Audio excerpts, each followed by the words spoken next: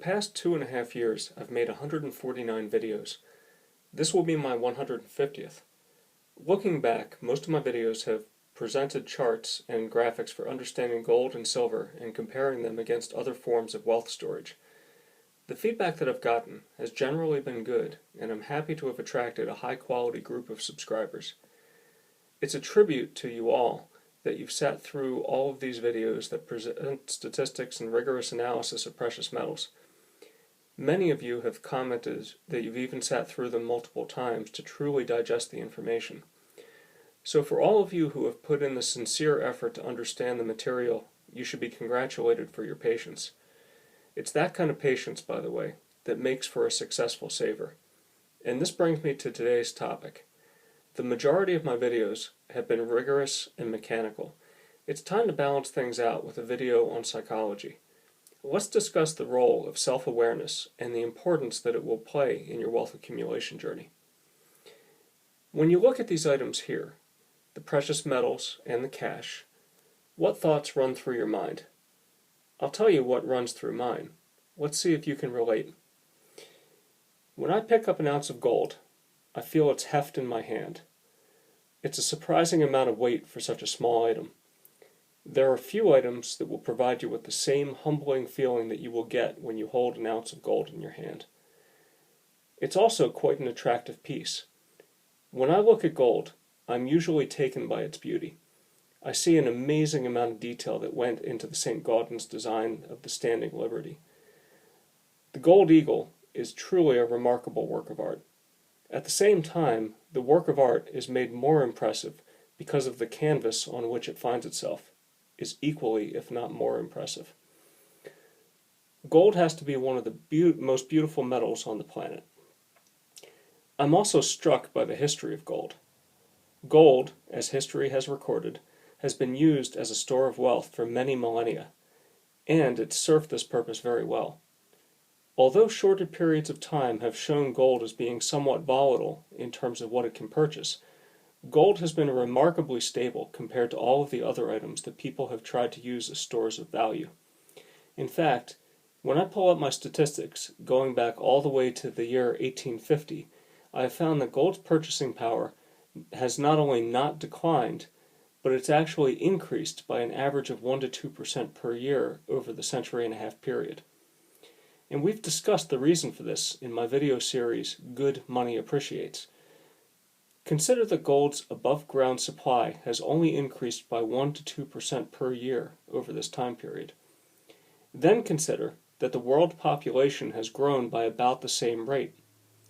When all is said and done, the amount of gold above ground per world inhabitant hasn't really changed all that much. Productivity, due to automation on the other hand, has made high-quality goods easier to manufacture, both in terms of the energy and the labor required to produce them. This productivity improvement over long spans of time has flowed to the benefits of the saver who holds gold as a store of wealth. One must also consider gold's enduring nature. This coin was struck in 2013, so it hasn't been around for more than a couple of years. But years after I'm gone, it will still be here. In someone else's hands, of course, and hopefully one of my family members. So there is an element of legacy here. When I pass my gold down to my children, every ounce will be worth 160 hours. That's 1 month of unskilled minimum wage labor. That's value that's likely to endure. So what is it that gives gold its value anyway? It is the psychological impact that it has on those who have held a coin such as this in their hand. It is the inner desire to obtain one, and then another, and then another. It's the feeling that one gets when it looks at an eagle, or a maple, or a sovereign, or a panda. Quite simply, it is desire. If you are like me, then you probably want to go out and buy one of these right now, simply because you are seeing me hold it in my hand and talk about it. In short, it's valuable because people want it. It's that simple. No charts or math needed in order to understand that. Every ounce above ground is held tightly by someone who values it, and additional supply only increases the amount available by 1% or so every year. Thus, the people who obtain the limited new supply are those who want it more than everyone else. Maybe you're one of these people. Now let's think about the cash for a minute. What gives it its value? One could say that the same thing as for gold. That it's valuable simply because people want it. But such a statement would not be strictly correct. When one accumulates cash, how much cash is actually physically held? Do people keep it at home and admire it? No. The cash, unlike gold, is simply a tally system. It is like a score in a game. People strive to win by working their way towards the highest score. Don't believe me? Well, let's do this little mental experiment, and I will prove to you something about yourself. Answer yourself this question, and be honest about your answer. How frequently do you check the quoted price of gold or silver?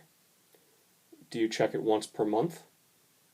Maybe you check it more frequently, say once per week. How about once per day? Maybe you check the price of gold even more frequently than that. From watching a bunch of videos, it has occurred to me that many people are probably in this camp. The frequency with which you check the price of gold or silver can tell you something very important about yourself.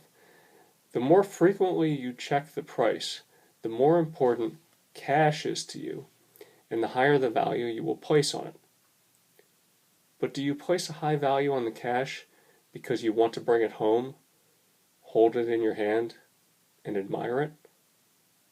Probably not. You value the cash because you have been conditioned to value the cash. In most transactions anymore, you don't even see or feel the cash. You just know that you have a certain amount of numbers in your accounts, and that when you pay someone, you are transferring some of your numbers, which represents your score, to the person on the other side of the transaction. And the thing that gives the cash its value, in your mind, is the series of experiences that you have had in your life where the cash has worked. It has functioned. It has allowed you to obtain the things that you want, such as food, or electronics, or automobiles. It has allowed you to satisfy the compulsory obligations your government has imposed upon you, such as paying your property tax or your income tax. Does your string of successful experiences guarantee that your cash will continue to function? No. But then again, neither does your personal love of gold or silver guarantee that someone else will value them as much as you do, and will be willing to pay you the amount of bank account numbers that you think that you should be able to get for them. And so, you constantly check the quoted price to convince yourself that others still value gold and silver, and that you will be able to exchange them for a certain number of bank account numbers when you need to. So now, we have a simple gauge by which you can know yourself and what kind of saver you are. This is important, and you should spend the next day or so and think this through. Because this, more than just about anything else that I have taught, will make you a better saver. The more frequently you check the quoted price of gold or silver, the more highly you value cash, whether you want to admit this to yourself or not. The reason why you place such a high value on the cash is personal and will depend upon your circumstances. If you have lots of debt and find yourself in a tight spot periodically trying to pay your bills, then cash is something that will be very important to you. If you are approaching or are in a time in your life when you don't have the ability to generate an income, then cash will be very important to you. Regardless of your circumstance, the frequency with which you check gold and silver prices is an important indicator to you about how much cash and cash equivalents you should hold relative to how much precious metals you should hold. When you approach your decision of how much wealth to allocate to cash and cash equivalents versus how much to allocate to precious metals, and by the way, you can do the same exercise with stocks, you should think about how often you check the price quotes.